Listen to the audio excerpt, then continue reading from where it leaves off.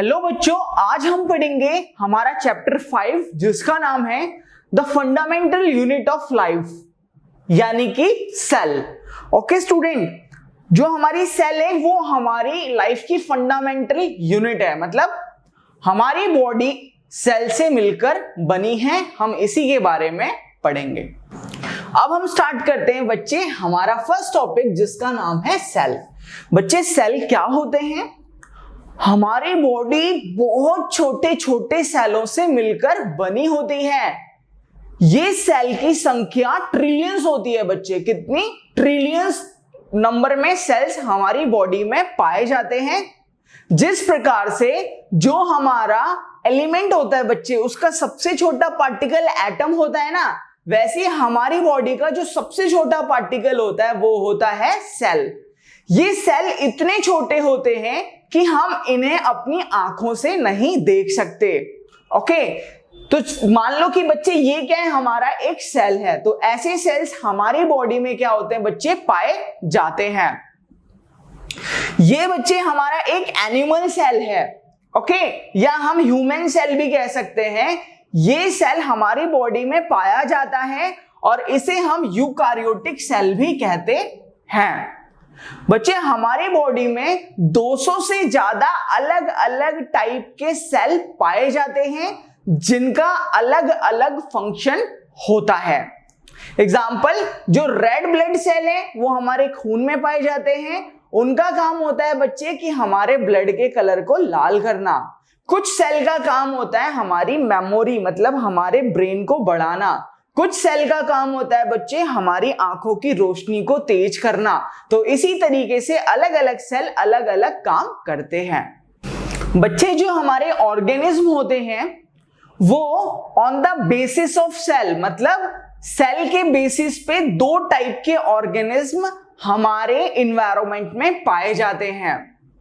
वो कौन कौन से होते हैं? पहला जो ऑर्गेनिज्म होता है बच्चे वो होता है यूनिसेल्यूलर ऑर्गेनिज्म। क्या होता है प्यारे बच्चों? Unicellular organism. यूनिसेल्यूलर ऑर्गेनिज्म क्या होते हैं बच्चे? ये एक ऐसे ऑर्गेनिज्म होते हैं जो एक सेल के बनते हैं और बच्चे ये ना सेल्फ रेप्लिकेशन करते हैं। सेल्फ रेप्लिकेशन का मतलब होता है कि जो इनके बच्चे पैदा होते हैं ना वो बिल्कुल इनकी तरह ही दिखते हैं। ओके, एग्जैक्ट कॉपी होते हैं।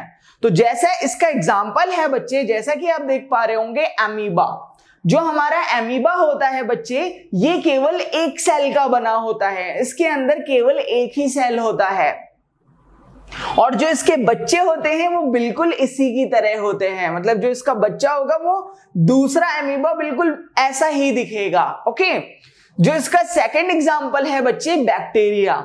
जो हमारे बैक्टीरिया होते हैं वो भी क्या होते हैं बच्चे, एक सेल के बने होते हैं और अगर हम इनके बच्चे देखेंगे तो वो भी बिल्कुल सारे बैक्टीरिया एक जैसे लगेंगे, इनके बच्चे भी एक जैसे दिखेंगे। अब बच्चे जो दूसरे ऑर्गेनिज्म होते हैं वो होते हैं मल्टी सेल्यूलर ऑर्गेनिज्म। ये ऐसे ऑर्गेनिज्म होते हैं जो बहुत सारे सेल से मिलकर बने होते हैं। इसका एग्जाम्पल होता है बच्चे जैसे कि हम ह्यूमन। जो हम ह्यूमन होते हैं बच्चे, हम बहुत सारे सेल से मिलकर बने होते हैं। हमारे अंदर ट्रिलियंस ऑफ सेल्स पाए जाते हैं। बच्चों, क्या आपको पता है कि हमारे अंदर 200 से ज्यादा टाइप के अलग अलग सेल पाए जाते हैं जिनका अलग अलग फंक्शन होता है। किसी सेल का फंक्शन होगा हमारी मेमोरी को बढ़ाना, किसी सेल का फंक्शन होगा हमारी आईसाइट को बढ़ाना, हमारी आंखों की रोशनी को तेज करना, और किसी सेल का फंक्शन होगा हमारी मूवमेंट करना, किसी सेल का फंक्शन होगा हमारी ग्रोथ को बढ़ाना। तो इसी तरीके से अलग अलग सेल अलग अलग फंक्शन करते हैं। मल्टी सेल्युलर ऑर्गेनिज्म का जो नेक्स्ट एग्जांपल होता है बच्चे जैसे कि एनिमल्स। जो एनिमल्स हैं वो भी मल्टी सेल्युलर ऑर्गेनिज्म होते हैं। जैसे कि हमारा elephant, dog, they are all are the multi cellular organism. आप यहां पे देख पा रहे होंगे कि ये हमारी बॉडी के सेल्स हैं। तो हमारी बॉडी के अंदर इतने सारे सेल्स होते हैं, ट्रिलियंस ऑफ सेल्स होते हैं, तो इसलिए हमें मल्टी सेल्यूलर ऑर्गेनिज्म कहा जाता है। अब हम पढ़ेंगे बच्चों डिस्कवरी ऑफ सेल के बारे में, मतलब सेल की डिस्कवरी कैसे हुई, आइए जानते हैं। तो बच्चों जो हमारे सेल थे उसकी डिस्कवरी सर रॉबर्ट हुक जी ने की थी। उन्होंने क्या करा, उन्होंने एक कॉर्क का पेड़ लिया, उस पेड़ में से छोटा सा कॉर्क का एक स्मॉल पीस का टुकड़ा काटा, फिर उन्होंने इस कॉर्क के टुकड़े को माइक्रोस्कोप के अंदर देखा कि इसका स्ट्रक्चर कैसा दिखता होगा। तो उन्हें देखने को मिला कि जो कॉर्क का स्ट्रक्चर था वो बिल्कुल एक हनीकॉम्ब के स्ट्रक्चर के जैसा था। मतलब जो कॉर्क का स्ट्रक्चर था वो बिल्कुल एक मधुमक्खी के छत्ते की तरह दिख रहा था, जो कि छोटे छोटे बॉक्स से मिलकर बना था। तो रॉबर्ट हुक जी ने इस बॉक्स को नाम दिया सेल। तो जैसे कि आप देख पा रहे होंगे कि जब हमारे रॉबर्ट हुक जी ने वो कॉर्क के टुकड़े को माइक्रोस्कोप में देखा था तो उन्हें देखने को मिला कि जो सेल था वो बिल्कुल ऐसे मधुमक्खी के छत्ते की तरह दिख रहा था, जो बहुत सारे छोटे छोटे बॉक्स से मिलकर बना था। तो रॉबर्ट जी ने इनका नाम दिया, इन बॉक्स का नाम दिया सेल, कि एक बॉक्स एक सेल को रिप्रेजेंट कर रहा है। तो इसी तरीके से मल्टी सेल्यूलर ऑर्गेनिज्म में बहुत सारे सेल पाए जाते हैं। तो इस तरीके से हमारे रॉबर्ट हुक जी ने सेल की खोज की थी। बच्चे अब हमने सेल्यूलर ऑर्गेनिज्म को दो भागों में बांटा, दो पार्ट्स में बांटा। पहले थे प्रोकैरियोटिक ऑर्गेनिज्म और जो सेकंड थे बच्चे वो थे यूकारियोटिक ऑर्गेनिज्म। बच्चे प्रोकैरियोटिक ऑर्गेनिज्म क्या थे और यूकारियोटिक ऑर्गेनिज्म क्या थे बच्चे, आइए जानते हैं। प्रोकैरियोटिक ऑर्गेनिज्म का जो एग्जांपल है बच्चे वो है बैक्टीरिया। क्या है बच्चे, बैक्टीरिया। प्रोकैरियोटिक ऑर्गेनिज्म बच्चे एक सेल से मिलकर बनते हैं, कितने से, एक सेल। ओके, इसका नेक्स्ट एग्जांपल है आर्के, और ये भी एक सेल से बनते हैं। तो मतलब जो हमारे प्रोकैरियोटिक होते हैं बच्चे ये यूनिसेल्यूलर ऑर्गेनिज्म होते हैं, क्योंकि इनके अंदर केवल एक सेल है ना, तो इसलिए ये यूनिसेल्यूलर ऑर्गेनिज्म भी होते हैं। और प्रोकैरियोटिक का एग्जांपल है बैक्टीरिया और आर्के। जो हमारे यूकारियोटिक ऑर्गेनिज्म होते हैं बच्चे ये ना बहुत सारे सेल से मिलकर बनते हैं, तो इसलिए ये मल्टी सेल्यूलर ऑर्गेनिज्म होते हैं। और इसका एग्जांपल है बच्चे मल्टी सेल्यूलर ऑर्गेनिज्म कौन होते हैं, जैसे कि हम एनिमल या ह्यूमन। ओके, तो इसका एग्जांपल है एनिमल। और इनका बच्चे जो सेकंड एग्जांपल है प्लांट। जो हमारे प्लांट होते हैं बच्चे वो भी यूकारियोटिक होते हैं। तो क्या आपको समझ में आया कि प्रोकैरियोटिक और यूकारियोटिक क्या होते हैं? बच्चे अब हम बात करते हैं प्रोकैरियोटिक और यूकारियोटिक के डिफरेंस के बारे में। तो मैंने आपको जैसे कि पहले ही बताया हुआ है कि जो हमारे प्रोकैरियोटिक का एग्जांपल होता है बैक्टीरिया, और जो हमारे यूकैरियोटिक ऑर्गेनिज्म होते हैं बच्चे उनका एग्जांपल होता है जैसे कि हमारे एनिमल्स हो गई, ह्यूमन हो गए और प्लांट हो गए, वो होते हैं यूकैरियोटिक्स। और जो हमारे बैक्टीरिया और आर्के होते हैं बच्चे या एमीबा होता है वो होते हैं प्रोकैरियोटिक। अब हम जानते हैं बच्चे इनके बीच में क्या क्या डिफरेंस होता है। तो जो हमारे प्रोकैरियोटिक होते हैं यानी कि बैक्टीरिया, एमीबा और आर्के, इनका जो साइज होता है ना बच्चे वो स्मॉलर होता है। स्मॉलर मतलब इनका साइज काफी ज्यादा छोटा होता है। तो बैक्टीरिया क्या कभी हमें दिखते हैं? नहीं दिखते। ये बैक्टीरिया काफी ज्यादा छोटे होते हैं और ये हमारी बॉडी में भी क्या करते हैं बच्चे, हमारी बॉडी को भी हार्म करते हैं और हमें नहीं दिखते।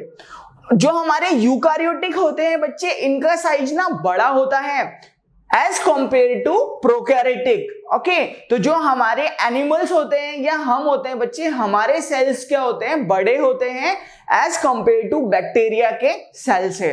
ओके, इसका जो सेकंड डिफरेंस है बच्चे वो ये है कि जो प्रोकैरियोटिक होते हैं इनके पास न्यूक्लियर मेम्ब्रेन नहीं होती है ना, मतलब यानी कि जो हमारे बैक्टीरिया हैं, अमीबा हैं, इनके अंदर ना एक मेम्ब्रेन होती है, न्यूक्लियर मेम्ब्रेन नहीं होती।